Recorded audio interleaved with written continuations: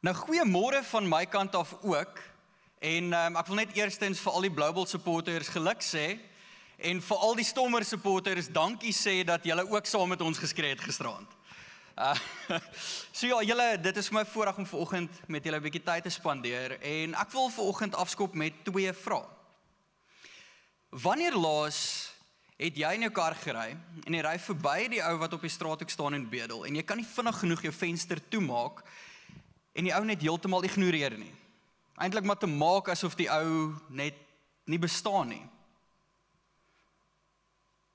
Of om dit dalk 'n bietjie anders te vra. Wanneer laas was jy in 'n gesprek gewees met iemand en hierdie persoon is besig om hulle lewe met jou te deel? Hulle is besig om seer te deel wat hulle heidaglik in hulle lewe ervaar. En al wat jy doen is jy wens jou foon lui of iemand roep jou weg sodat jy net uit hierdie gesprek uit kan ontsnap. Nou, ek wil net vir jou sê, jy is nie alleen as jy nou so 'n bietjie skuldig voel nie, want ek dink almal van ons het dit dalk vanoggend nog buite in die straat gedoen toe ons gestaan en kuier het. Dalk het van ons dit vanoggend op pad kerk toe gedoen. Maar definitief het almal van ons so iets gedoen in die afgelope week. Sien, die slegte deel is dat ek en jy dit nie as prins eintlik doen nie. Dis nie as prins dat ons mense kant toe skuif nie. Die waarheid is dat ek en jy, ons emosies, is afgestomp. Omgee kom nie vir my en jou so maklik soos wat ons sal dink dit doen nie. Die Universiteit van Michigan het so 'n paar jaar terug 'n studie gedoen en hulle het gaan vergelyk tussen die jaar 1979 en 2009. Hoeveel het mense, my en jou, kapasiteit vir omgee vermeerder of verminder? Nou dis 'n 30 jaar tyd wat hulle gaan meet het. En dit het ook al 15 jaar terug geëindig. Maar wat hulle bevind het, is in daai 30 jaar het my en jou kapasiteit vir omgee met 40% gesak. En in die laaste 15 jaar dink ek, as ek na die wêreld om my kyk en selfs na my eie lewe, ek dink nie my kapasiteit om te gee het meer geword nie. Ek dink as ek en jy 'n bietjie introspeksie moet doen oor die afgelope 15 jaar, dink ek, ons is eintlik maar in dieselfde bootjie. Sien, want omgee kom nie meer so natuurlik soos wat ek en jy sou dink nie. Sien, hulle het vrae gevra en dit was alles op 'n glyskaal tipe antwoordsisteem gewees. En hulle het vrae gevra soos, ek probeer my vriende beter verstaan deur na hulle perspektief na 'n situasie te kyk. As jy jouself moet rate op 'n skaal van 1 tot 10, hoe gereeld doen ons dit? 'n Ander tipe vraag wat hulle gevra het is, ek het opregte meegevoel oor die in my samelewing wat nie so wel af is soos ek nie. En wat gebeur is, meeste van die tyd, kry ek en jy soos 'n vinnige spike, waar ons vir 'n kort tyd baie omgee. Vir 'n kort tyd, vir 'n paar dae, maak ons massive verskil in die wêreld, ons help 'n klomp mense, en dan gaan ons net terug na ons daaglikse lewe toe. Gaan ons net terug na 'n leefwyse waar ons eintlik die persoon op die straat net weer miskyk. En ons is 'n paar redes vir dit. En ek dink die eerste een is dat ons bitterlik selfgesentreerd is. Jy sien, dis daai tipiese lewe van keeping up with the Joneses. Alles gaan soveel oor my en wat ek bymekaar maak en wat ek doen, dat ek nie grasie het om na die persoon langs my te kyk nie. So ons raak so selfgesentreerd, want almal moet net dink, ek het my goed bymekaar. Almal moet net dink, ek weet wat aangaan in my lewe en ek's on top of dit. En in dit, kyk ons weer eens die persoon langs ons, die persoon wat sukkel, die persoon wat deur 'n moeilike tyd gaan, kyk ons mis. In dit, mis ons die verhouding waartoe ons geroep is. Sien, wat ook natuurlik gebeur is, ons is blootgestel die heeltyd aan swaar kry. En enige oomblik, as daar iets aan die ander kant van die wêreld gebeur, dan in 'n kwessie van 'n paar minute kan ons uitvind van wat gebeur. As daar oorlog uitbreek in Israel, 'n paar minute en ons weet van dit. As daar vloede is in Kariga, 'n paar oomblikke later en ons weet van dit. En ons sien dit op ons newsfeeds en is, ag shame. En ons skraal aan. Ons sien van mense wat seer het in ons wêreld en ons reaksie is shame. En ons gaan aan met ons lewe.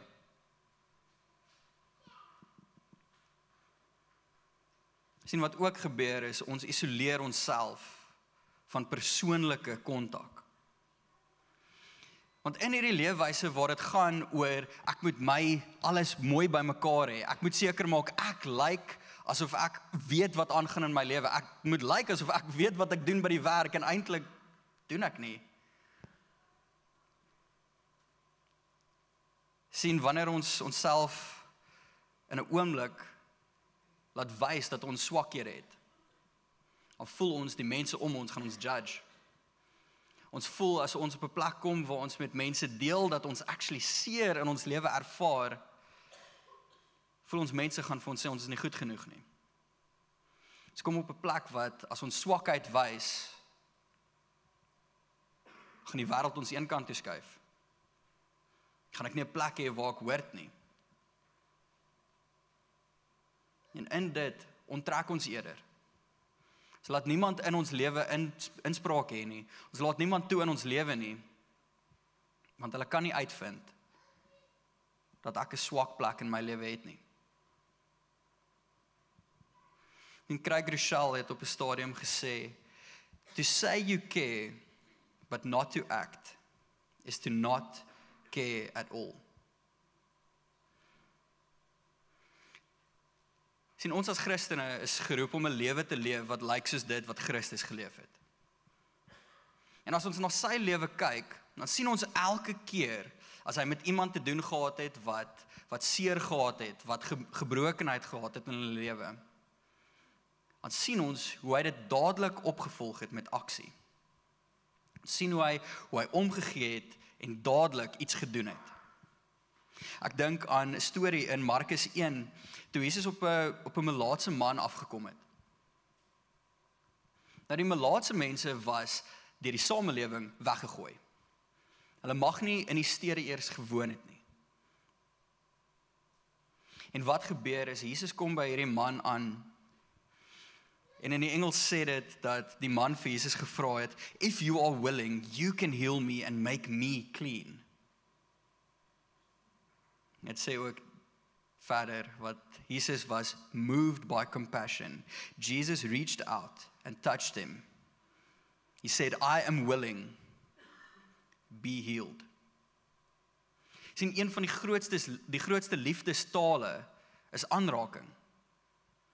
En hierdie ou wat sy hele lewe omtrent weggegooi was, buite die stad moes gaan bly op sy eie. Jesus stop by hom en raak hom aan. Wys vir hom liefde. Wys vir hom omgee en wys vir hom aanvaarding.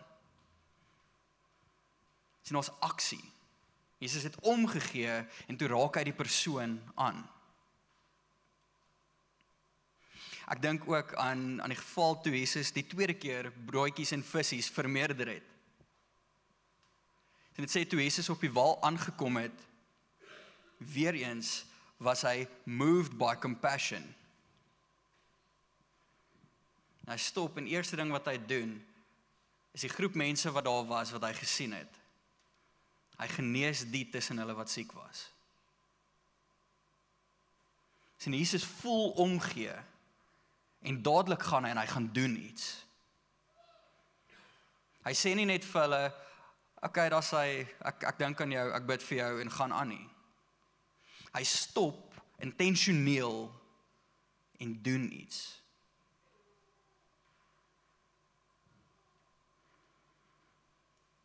Ek dink aan op 'n stadium in Matteus 20, waar Jesus 2 mans langs die pad kry. 2 ouens wat blind was. 2 ouens wat gebedel het. 2 ouens wat nie vir hulle self kon sorg nie. 2 ouens wat gestremd was. En wat gebeur is, Jesus stop by hierdie 2 mans. En weer eens raak hy hulle. Hy raak aan hulle oë. En hierdie 2 mans begin weer sien. En buiten dit, toe hierdie mans weer begin sien, begin hulle ook Jesus volg. Maar elke keer het Jesus doelgerig gestop en iets gedoen. Hy het nie net gesê, ek dink aan jou nie. Hy het nie net gesê, ek sal vir jou bid nie. Hy het gestop en hy het iets gedoen. En in my en jou lewe is daar 'n paar dinge wat omgee doen. Daar's 'n paar dinge wat gebeur in my en jou lewe wanneer ons omgee. En die eerste een is dat omgee onderbreek. Sien in Lukas 8, toe Jesus weer eens op pad was om 'n meisie wat op pad was om te sterf, om haar te gaan genees, word hy onderbreek deur 'n vrou wat al vir 12 jaar aan bloeding ly. En Jesus sê nie vir haar, hoorie, jy het nou regtig 'n slegte tyd gekies, ek is op pad na afspraak toe, hierdie persoon het my nodig, so ek kan nie nou by jou stop nie. Kom dalk môre of oormôre weer terug wanneer my skedule dit gaan toelaat nie. Jesus stop net daar, raak haar aan en genees haar. Inteendeel, toe Jesus toe verder aangaan en hy kom by die meisie, toe is die meisie alreeds dood. Maar dit het nie Jesus gestop nie. Want nie lank na dit nie is sy uit die dood uit opgewek.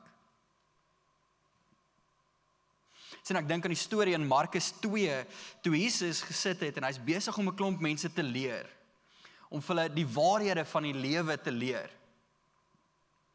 En hier is ons 'n groep vriende wat 'n gat in die dak grou, om 'n paraplegiese man voor Jesus te laat sak. Sien, Jesus stop nie die mense en sê, wow, hoorie, wat julle nou doen is nie reg nie. Jesus sê nie, hoorie, julle het nou regtig 'n slegte tyd gekies om hierdie te kom probeer doen nie. Jesus hou op om te leer. En hy praat met hierdie paraplegiese man.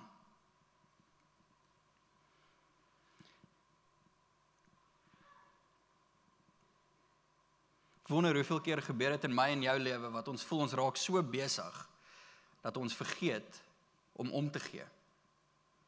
Hoe gereeld gebeur dit dat my en jou skedules, my en jou dagboek partykeer, in die pad staan van my en jou, om by iemand te kan gaan stop. So die tweede ding wat omgee doen, is dit kos ons partykeer iets. En ek dink dis 'n groot rede vir hoekom ons partykeer nie wil omgee nie. Ek dink dis partykeer die grootste struikelblok wat vir my nou die pad staan, want is ongemaklik. Dis ongemaklik as ons weet, hierdie gaan my iets kos, hierdie gaan vir my tyd kos, hierdie gaan partykeer van my geld kos. Om te gee gaan dalk beteken om my huis se deure vir iemand oop te maak vir wie ek nie regtig wil nie. Laat my dink aan die storie van 'n goeie Samaritaan. Sien hierdie unlikely persoon wat verby 'n Joodse man loop, wat volgens hulle kultuur elke verskoning moontlik kon gehad het om 'n Joodse man langs die pad te los. Hierdie Samaritaan stop. Hy tel hierdie persoon op en hy vat hom na die naaste stad toe. Hy vat hom na 'n plek toe, gaan betaal vir sy verblyf, gaan gee vir hom alles wat hy nodig het om weer op sy voete te kom. En is eintlik 'n persoon wie hy moes daar gelos het. Wie hy langs die pad moes gelos het. En nie net betaal hy vir sy verblyf en dit wat hy nodig het nie. Hy sê, hoorie, as daar enigiets is wat ek dalk nou nie gecover het nie, wanneer ek weer verbykom, gaan ek dit ook betaal. So hy gaan nie net tot by wat iemand nodig het nie, hy gaan nog die ekstra stappie ook. En toe nog getree. Hoe gereeld gaan ek en jy daai ekstra myl vir iemand langs ons?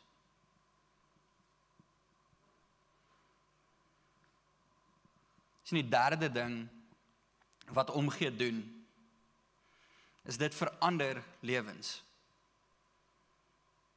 As ons na die lewe kyk van Jesus, dan sien ons hoe hy elke keer te doen gehad het met blind wat weer kon sien. Ons sien hoe hy te doen gehad het met honger mense wat hy gevoer het. Ons sien hoe daar mense was wat nie klere gehad het nie, vir wie hy klere gegee het. Ons sien hoe daar gebroke mense was, wat hy weer heel gemaak het. En dit alles omdat hy omgegee het. Omdat hy nie net omgegee het nie, maar omdat hy toe iets gaan doen het ook. Omdat hy elke keer sy emosie met aksie opgevolg het.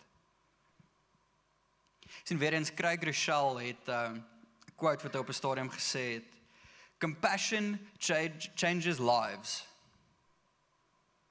And the life that is often changed the most is yours."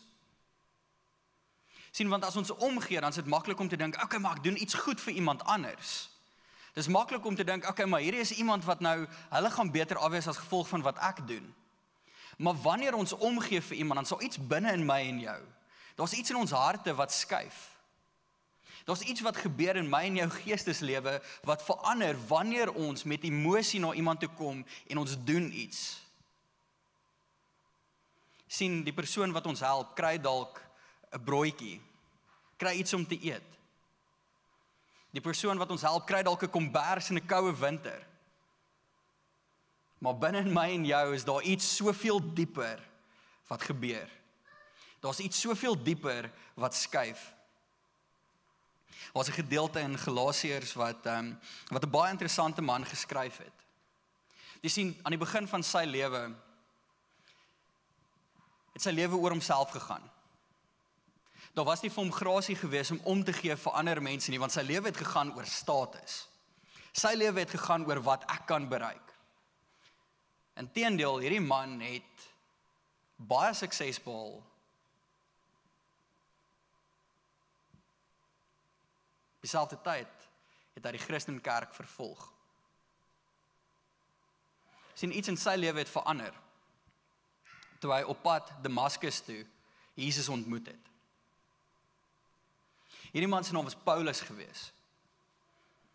Op pad om Christene te gaan doodmaak, ontmoet hy Jesus, en iets in sy lewe draai. Iets in sy lewe verander.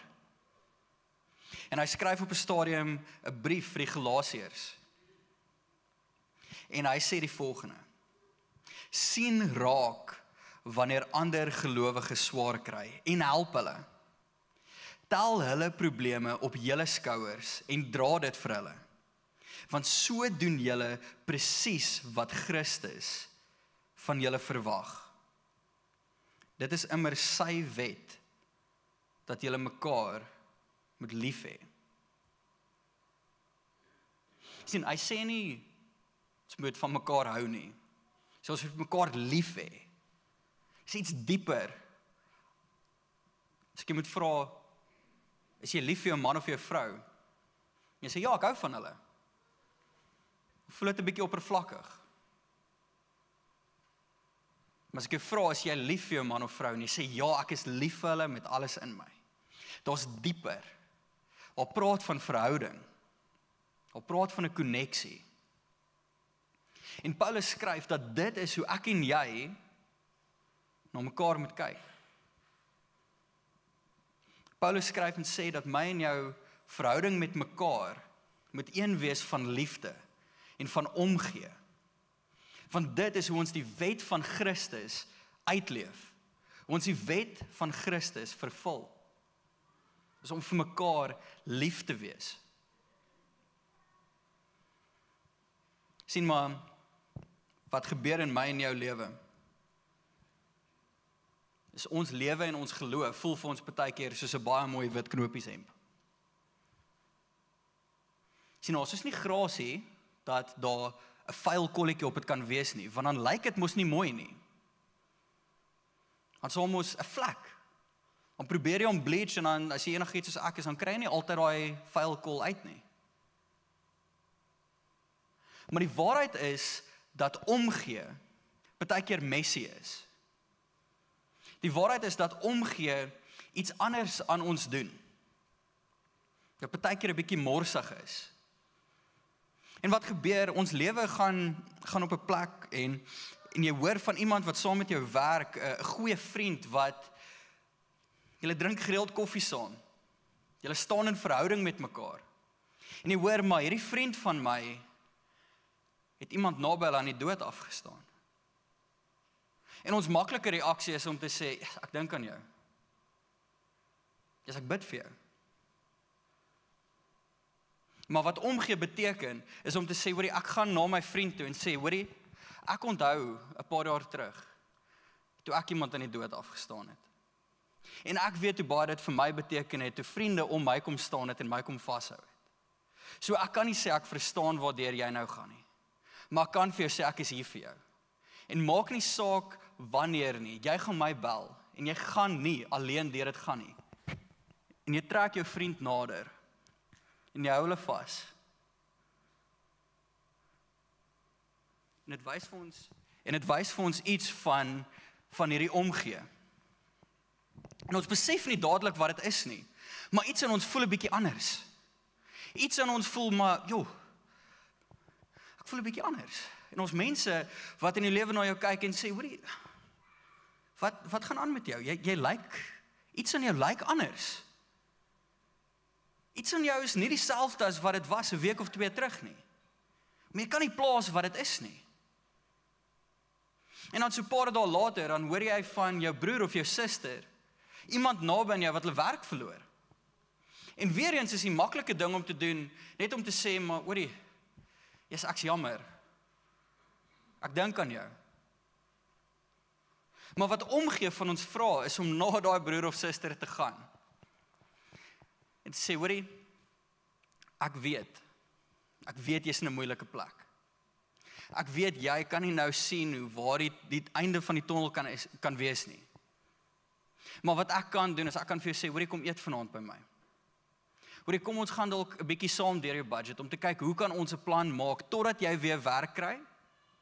Hoe kan jy deurkom? Hoe kan ek jou dalk help om deur te kom? Maar wat ek vir jou wil sê, is maak nie saak watter tyd nie, as jy voel jy wil opgee, bel my, want ek gaan nie toelaat dat jy alleen deur hierdie gaan nie. En weer eens, hou jy jou vriend vas. En ons iets van verhouding. En weer eens, gaan jy vorentoe in jou lewe en dit lyk anders. Daar's iets aan jou wat anders voel. Maar jy kan nie plaas wat dit is nie. Weer eens is daar 'n klomp mense in jou lewe wat vir jou sê, maar hoorie, iets aan jou lyk anders. Wat is dit? Maar nog steeds kan jy nie 'n duidelike antwoord gee nie.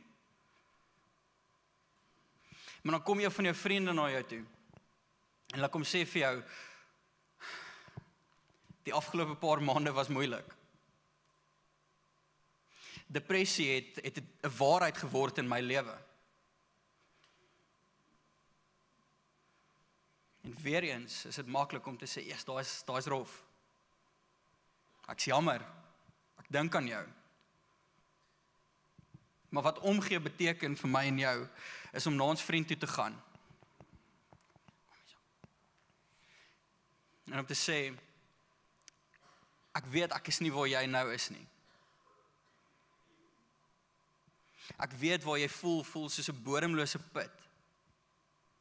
Ek kan nie sê ek verstaan nie, maar ek onthou toe ek 'n paar jaar terug deur depressie gegaan het. Ek onthou toe ek in vroeë oggendure wakker gesit het en selfmoord oorweeg het. Maar ek onthou ook wat dit vir my beteken het toe daar vriende om my was.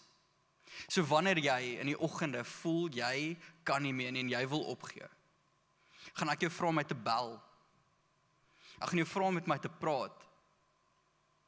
Ek gaan jou vra om nie alleen deur hierdie te gaan nie.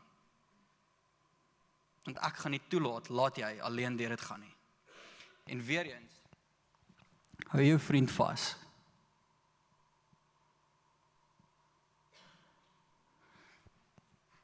En as jy wegloop, besef jy op 'n stadium, iets in my het begin verander, toe ek omgegee het. Iets in my lewe het begin verander. Sien, is baie maklik vir my en jou, om ons lewe soos 'n wit hemp te laat voel.